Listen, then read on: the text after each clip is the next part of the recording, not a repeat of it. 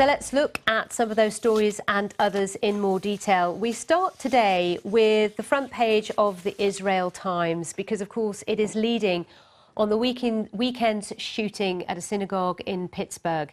It's the deadliest assault on Jews in the US history and has ignited a global discussion now on the rise of anti-Semitism. Front page of The Independent today looks at a poignant picture of the tributes laid after the helicopter crash at the Leicester City ground, killing everyone on board, including the club's Thai owner. He's being remembered for his generous donations to the community and for helping deliver a Premier League title. Heading to Brazil now, this is the Rio Times. They're looking at the winner of the presidential race, Jair Bolsonaro, has been elected as the next president. This victory constitutes a rightwards swing in the largest democracy in Latin America.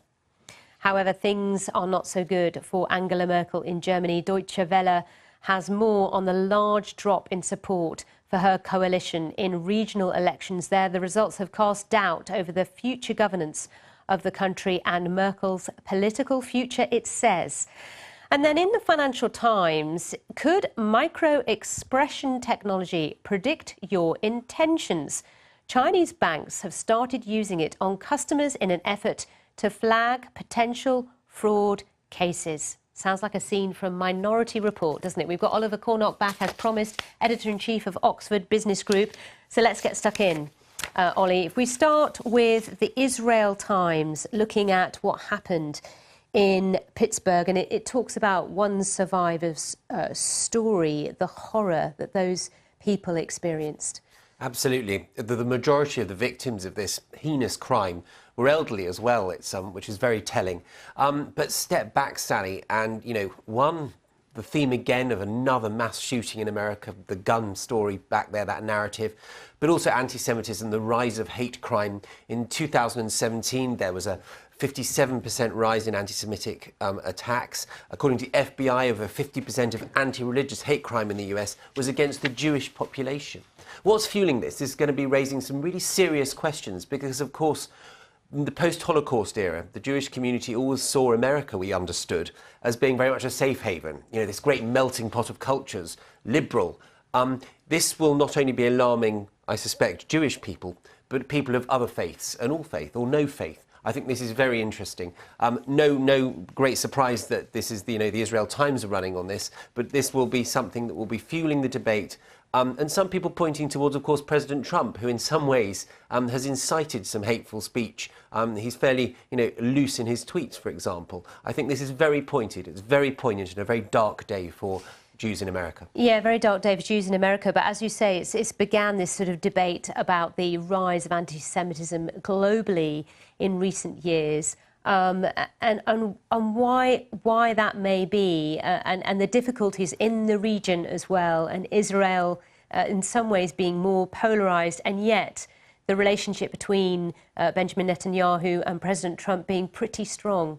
Very strong. Of course, his daughter is married to Jared Kushner, a Jew and converted. The whole thing is, it's very odd, but step back, as you rightly point out, Sally. We see in the UK a rise in anti-Semitism. We see in Germany. This is a worrying trend. It is a really worrying trend. Thousands of mourners packing an emotional vigil, something we've been covering here on the BBC pretty closely. And also, just before we move on, the debate about gun laws in the United States. I mean, once again, how many more of these events, these incidents, these horrific acts are we going to see before there's any change? We've got the midterm elections just weeks away. I just wonder how that plays into this. It's very unlikely Donald Trump will change his position on it, but it is, as you point out, a pretty ghastly common denominator through all of these horrendous mass killings. Right, let's move on to the front page of The Independent and many other newspapers as well in the UK, looking at the outpouring of grief in Leicester after the helicopter crash, killing the Thai owner and chairman of Leicester City Football Club. I'm from Leicester. My family is still there. I think my nephew was probably at this game. I haven't spoken to him actually since. I mean, Leicester is mourning as a city. It's not just about the club. It's not just about the football. I had the good fortune of discussing that victory 2 years ago with you on this very programme. Oh, were you here? I was. I was wearing blue. Wearing blue. A very sad day for Leicester. A great tragedy. This was somebody who donated £2 million to a local children's hospital, was a very, very popular local figure.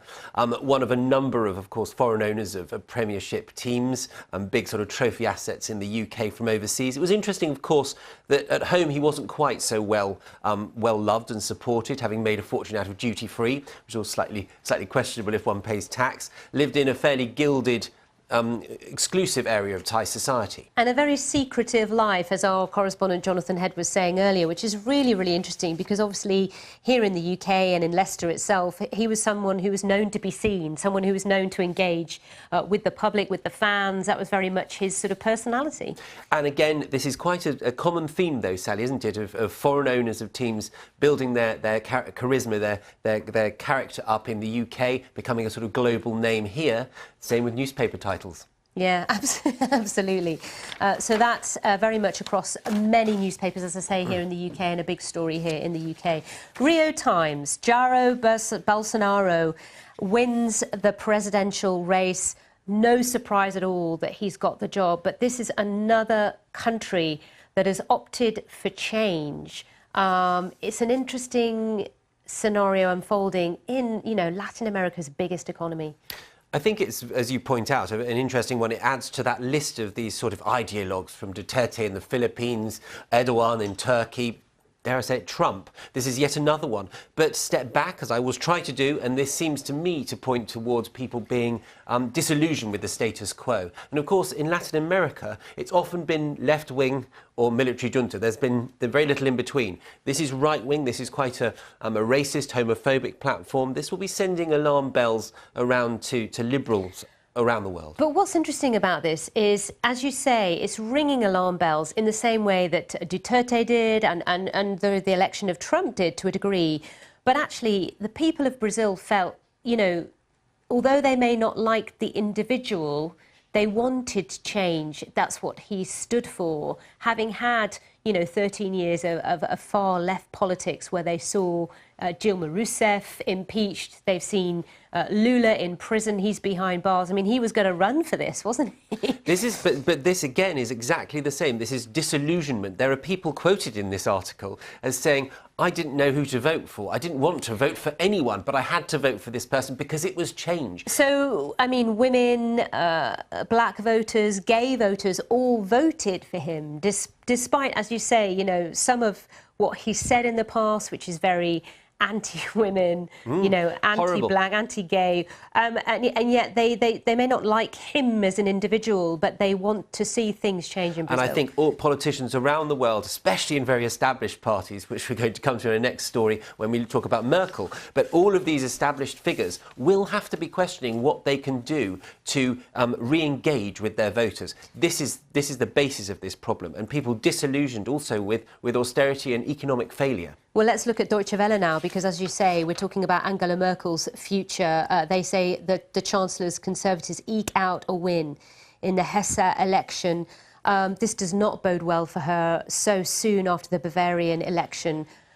Her majority or her coalition government is even weaker than it was before, and many are now saying she may not have that much longer in power. Indeed. However, I think probably, and a lot of commentators are saying this, it could have been a lot worse for her. This is the other partner in the coalition, the Social Democrats, did actually far worse. So there'll be a question within the actual coalition itself, those two leading parts of the coalition. But again, it's a really challenging time for Angela Merkel. But she's been there a very long time. She has been there a long time, but she's clinging on to power, as it were. And, her job is one of the most important jobs in the whole of Europe, the Eurozone in particular, at this time when the UK is leaving. It'll be a worry for those negotiating Brexit as well, because actually those people in the UK keen on that will be wanting all eyes to be on Brexit. And of course, the honest truth is it won't be. Let's look now at companies and markets, the section of the Financial Times which looks at Chinese banks scanning customer faces for signs of fraud intent.